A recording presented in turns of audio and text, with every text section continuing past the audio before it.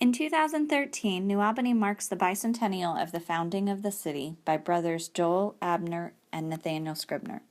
As the bicentennial year comes to an end, our attention turns to New Albany today and the future of our community. The exhibition Of Place presents artworks by Tiffany Carbonneau and David Modica, two contemporary New Albany artists that speak to their experiences of living here today. Their different perspectives influence their points of view on the city.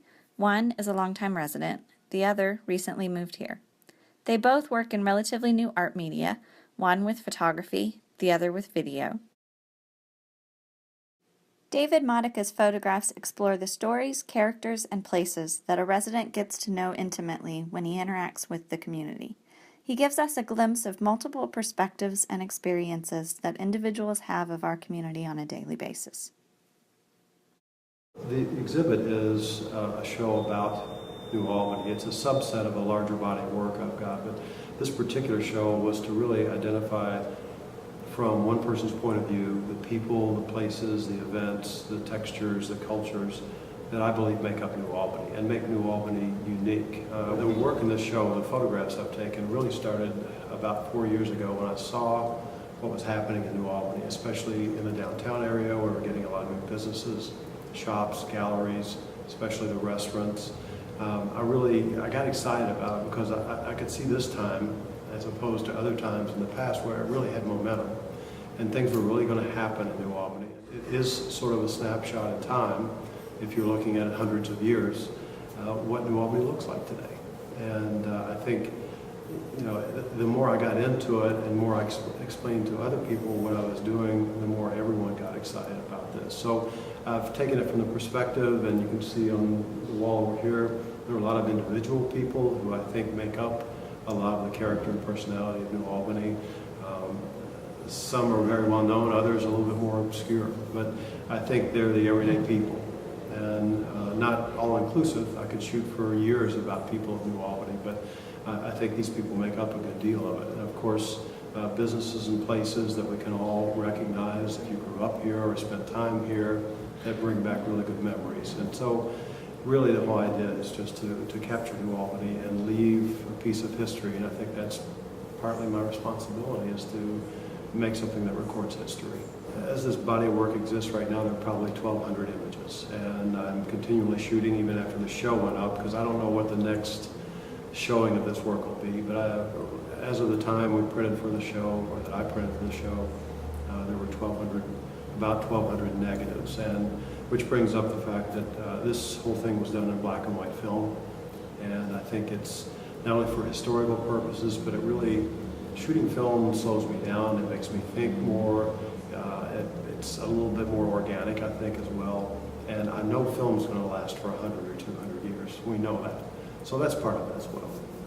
There were times when I photographed something and I said, well, this probably could have been taken in the 30s or 40s, but what I've noticed in talking to people who view the exhibit, there really is a timeless nature to it. And I think in some ways film gives it that look, but in other ways it's just simply capturing a place or a moment that doesn't have a definite time stamp on it. And to me it makes the exhibit more interesting, and as we move in time and people look at this well after I'm gone, it may be even more prominent that, okay, well, we always thought the 2000s were about this, and this was a look, but yet this is a photograph of New Albany taken in 2012 or 2011 that looks like it could have been 1940s or 50s. So it would be fun to look back and be able to see what the comments are about the exhibit in 100 years. The more I study photographers and their growth, whether they're contemporary photographers or back to the days of an Edward Western or Ansel Adams or Paul Strand or anyone else, they always push themselves to go further and to get into things that maybe they weren't so comfortable with. And so this body of work really encompasses that. I don't photograph a lot of people for one thing. I don't shoot a lot of street photography for another, and I found out I really like doing it. But the idea for personal growth was for me to push myself, because I knew the show had to be something more than just what I normally do, which is photograph buildings and historical places and things like that. It had to be a lot more than that. It certainly had to involve people, but also I think street scenes and different events and places that really make up any city or town. I mean, I think you can just tell a better story when you go that way. So it served a great purpose for me because it really stretched me beyond my comfort zone. You know, it is a more micro view of New Albany's position within the state or even the county for that matter, but it takes a micro view and I think breaks it down into people and places and things and the textures and the cultures. But it is, you know, it's my hometown and it's what I see as an individual and what I see every day in New Albany, and that's my place. The videos of Tiffany Carbonneau place New Albany in a global context as a mid-sized city located on a major waterway. Her documentations of similar places around the world strive to show us just how similar our local experience is to that of others around the world. I'm Tiffany Carbonneau, and I'm a video installation artist, and I live here in New Albany, Indiana. I teach at Bellarmine University. I teach sculpture and extended media and digital art, and I've been using video as a medium to express my creativity for about 6 or 7 years now. I actually started as a ceramic artist, so it's kind of an interesting transition into the realm of digital media and video. So because I come from a ceramics background, I work with the medium of video very much in a three-dimensional way. And so I'm really interested in utilizing digital information and the digital moving image as a material that I can highlight three-dimensional space with. And so what I do is I take the video footage of systems that support our culture, and I project that video footage onto elements of architecture to highlight specific elements of architecture within the space. Here at the Carnegie, I chose to highlight the pillars that are original elements of this architectural structure. I map video. I use the word map, which is kind of a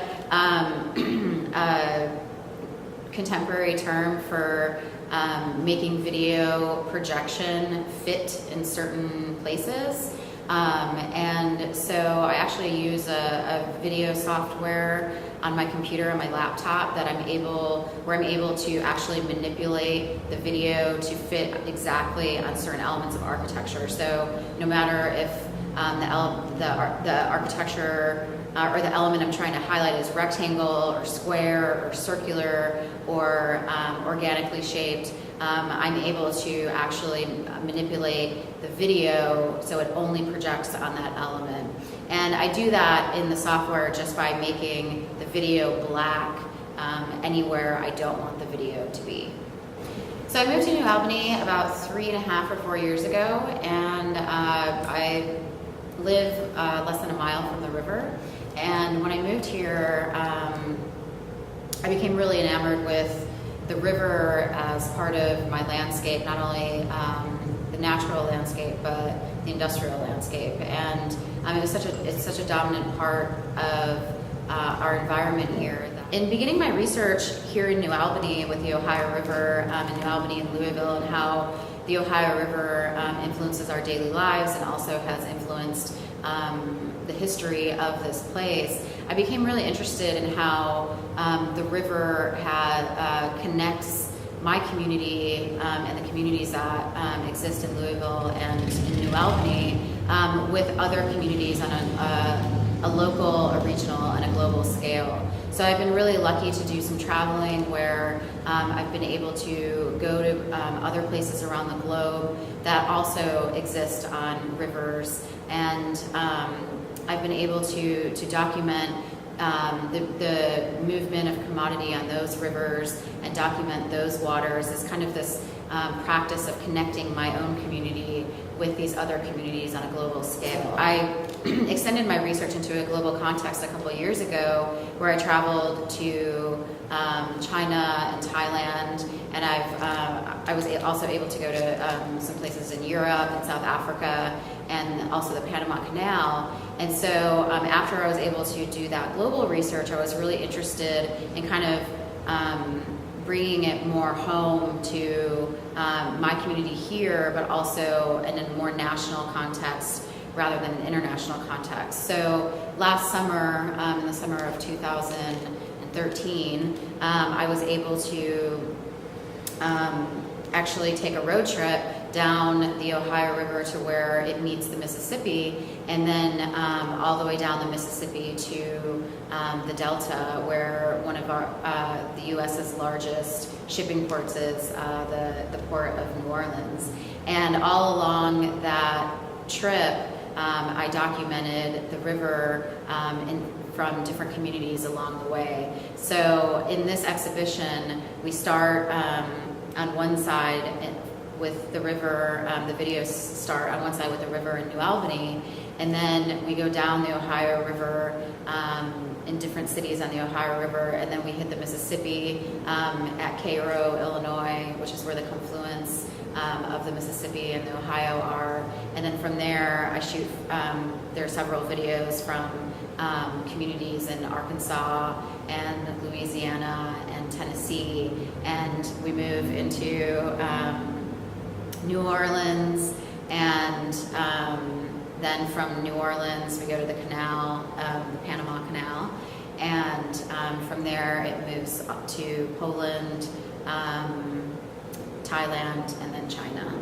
The video projection that is on the exterior of the Carnegie, or that has been projected on the exterior of Carnegie during this exhibition, it consists of two videos, one of which is the Hong Kong container terminal at sunset. So it actually starts when the sun is out and it's lighter out, and it goes until it's dark and all the lights are on. And instead of the sky over the container terminal, I actually overlaid the river here in New Albany. So I feel like the video on the exterior of the building is really an amalgamation of what is happening on the interior, kind of bridging the local and the global communities that are based on waterways. It's been really interesting to experience and engage with other communities and other cultures